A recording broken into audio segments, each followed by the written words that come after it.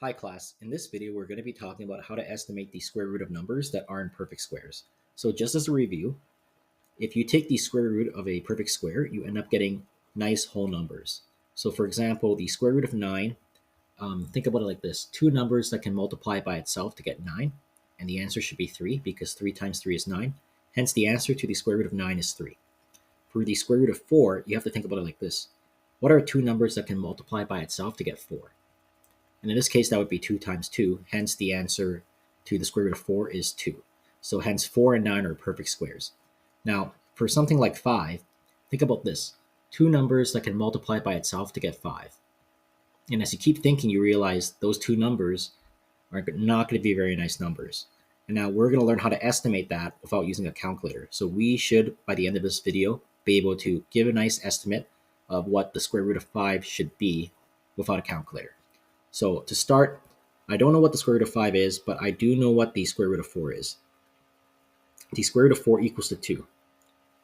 And I know what the square root of 9 is. The square root of 9 equals to 3. But I know that the square root of 5 is between the square root of 4 and the square root of 9. Hence, I can say that the square root of 5 is between 2 and 3. So my answer to the square root of 5 should be between 2 and 3.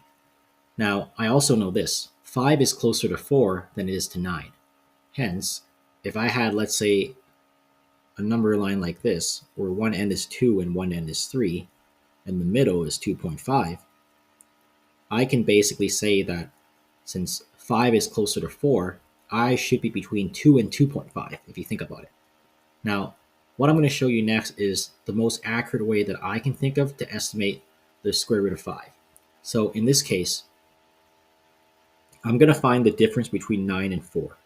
So for the square root of 9 and the square root of 4, 9 minus 4 is going to be 5. Okay, great. Now, the difference between 5 and 4. So 5 minus 4 is going to be equal to 1. Now what I'm going to do is I have to figure out what's 1 divided by 5, or what's 1 over 5. In this case, the answer should be 0.2. Hence, I'm going to estimate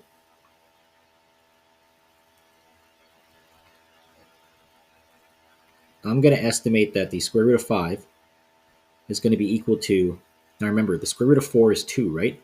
Hence, I know the square root of 5 has to be greater than 2. So I'm going to start from 2 here, and I know it can't be greater than 3, so it's going to be 2 point something. But from what I did here, I basically took 9, and I subtracted it from 4 to get 5. Then I took 5, I subtracted it from 4 to get 1. Then I divided 1 by 5, which gets me 0.2. Hence, I'm going to take this 0.2 now and put it right here. And I estimated that the square root of 5 is going to be 2.2. And if I check that against the actual answer, so the actual answer for the square root of 5 is actually going to be 2.23606 dot dot dot. So I'm actually pretty close if I were just to compare the answers to the nearest tenths. So that's the best way that I can think of to estimate the square root of 5, the most accurate that I can. Now, if we were to go over another example, like estimate the square root of 34, I would start like this. First, I don't know what the square root of 34 is, but I do know that the square root of 25 is 5. And I know that the square root of 36 is 6.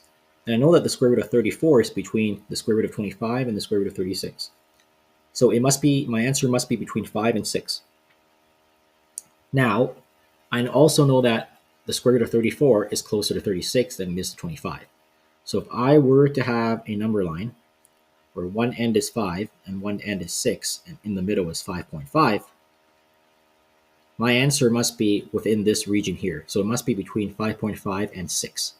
Now, using the method I had before, I simply take the difference between 36 and 25. So 36 minus 25 is going to be 11. Now I take the difference between 34 and 25. 34 minus 25 is going to be 9. Hence, I want to find out what 9 over 11 is. because I'm going to say my answer is probably going to be 5 point and then whatever 9 over 11 is. Now, to find out what 9 over 11 is, we can simply use division. Okay, so I'm going to use long division to figure this out. So I have 9 here and then 11 on the outside. Now I have to ask myself this. How many times can not 11 go into 9? In this case, it can't. 11 is bigger than 9. So I'm going to write 0 here. It can go in 0 times. Subtract that, remainder of 9. So what I'm going to do here is I'm going to add a decimal place. Then I'm going to add a 0 right after the 9 because 9 is technically the same as 9.0.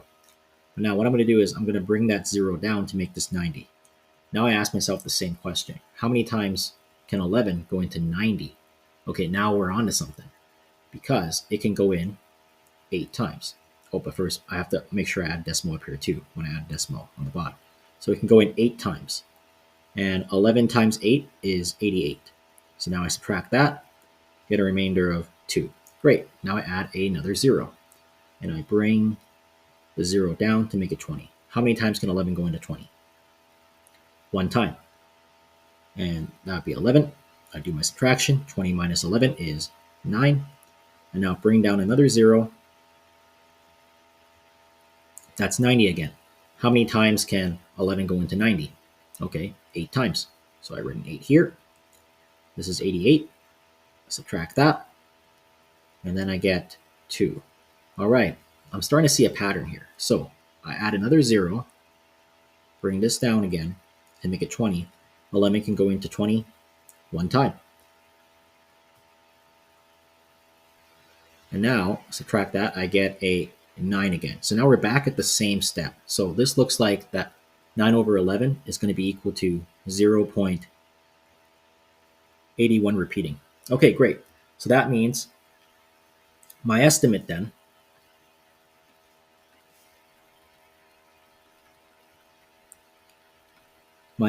for the square root of 34 will be equal to,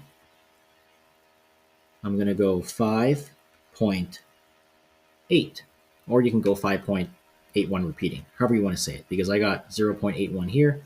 Okay, I guess I can say 0.81 repeating, or I just say 5.8 if I'm going to the nearest tens. In this case, the actual answer for that is going to be